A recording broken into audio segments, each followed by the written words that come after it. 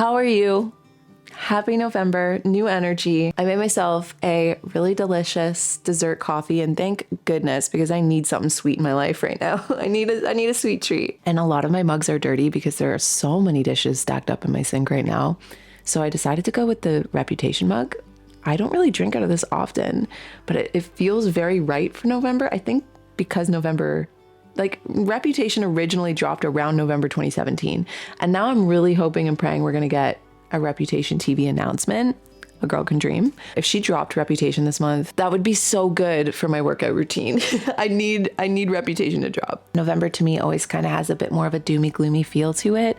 And even though I do feel it's also a really beautiful month for shadow work, and it's a beautiful month for self-care, and it's a beautiful month for really taking a pause to be aware of the things to be grateful for, it's more of a time to go inwards and be very appreciative and to see how quickly abundance can turn into scarceness outside. And instead of feeling the fear or the anxiety around that, to instead lean into the appreciation, to the gratitude around it for our ability to keep ourselves warm, to keep food on the table, to go in and really find the deepest, most human parts of ourselves. And I think this month is such a beautiful time to do that. I also realized, based on thinking about this more deeply, because there again is a comment I really want to read out that just so beautifully defines exactly the energy we will be ushering in for November. It's much better energy than I started this coffee talk with, I promise you. But the reason why I realized November also feels kind of like the death card in tarot to me is that my first experiences of true death and grief came in the months of November. And it was the first time I ever experienced death was with my Oma. Wow, we just jumped right into death. I'm sorry. I really hope you've had at least a few sips of your coffee first. But the first person that I ever experienced grief of was my mom's mom. She passed away when I was in high school, 2011, November 21st. And then 2 years later, my dad's dad, which would have been my papa. That's who my first son's middle name is after. He had a great influence on me. And he passed away November 21st, exact same day, weirdly enough, but 2013. So cyclically, every November, pretty much since for more than half of my life now, I've had this pattern of remembering what that time felt like. And November does automatically already, the trees go fully bare and it gets really chilly and cold. It just kind of has that feeling to it. And I'm not saying it's not a bad feeling, because again, I think that as a society and culture, we do get weird about talking about death and we feel uncomfortable and afraid, and that's totally understandable. But there is, again, when you lean into like the Scorpio-ness of November, there is thoughts of renewal. When you go to the darkest parts of yourself, that's when you can really see, to be corny here, but the stars. That's when you really see the little specks of light and the specks of opportunity that are even in the darkest parts of the year or the darkest parts of life. So that really beautifully segues into a comment I would love to read to you guys. This is from member Marthy. Marthy has been such an active member of my memberships for pretty much since I started, Marthy. I'm pretty sure you were like one of the first members in, and you've always been so interactive. You have such a beautiful mind. Every time you share your thoughts, every time you comment back on like a thought starter or a prompt, it's always you have a lot of depth to you from what I can tell.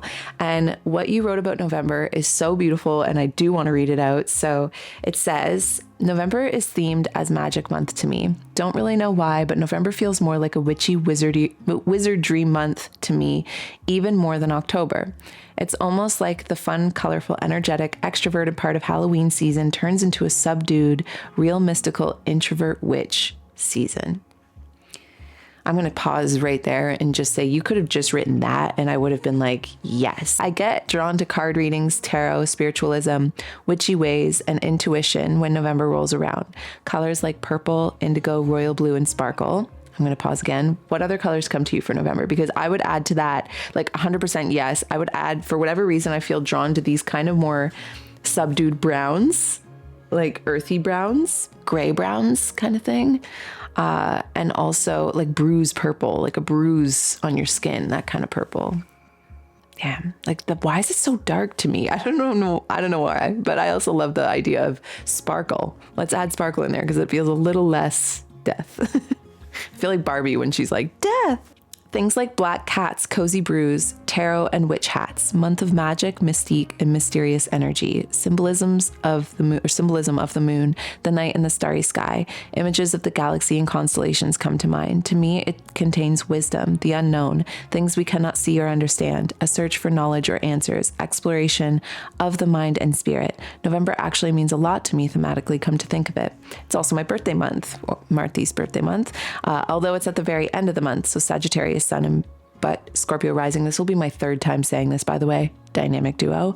That may add to it, since it is a time of year where my life turns another cycle around the sun.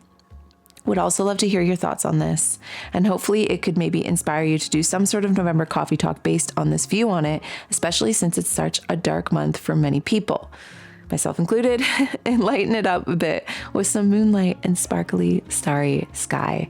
And Marthy, I 1000% plan to. Thank you for writing that in, because when I was originally recording this video yesterday, reading that felt like such a reset on the energy of November for me. It felt like something I could easily gravitate towards, easily shift into, easily shift my own perceptions and kind of remold, because a lot of the themes there are still very similar. The deeper colors, the shadowy, mystique, mysterious, all of that is still there. Renewal is still there, but to lean into it being a time to be more internal. And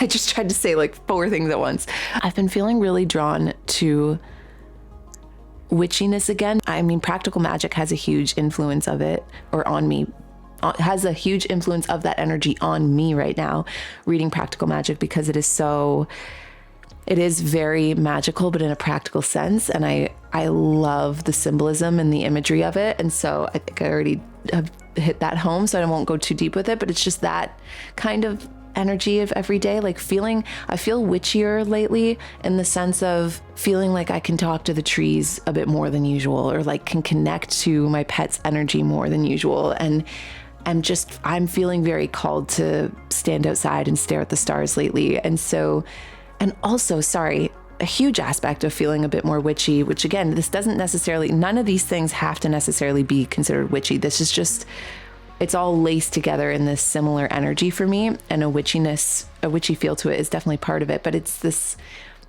urge to take care of myself on a very, I don't want to say badass, that's not the word, but in a very women who run with the wolves kind of way. Like I really just want to, in a wild way, I want to take care of myself like a wildling, earthling, you know? And there's something about it that is very deep, and it is very interconnected, intentional, internal, and it feels very powerful for that in a very positive way, in a very, again, I can only explain it as a women who run with the wolves kind of way.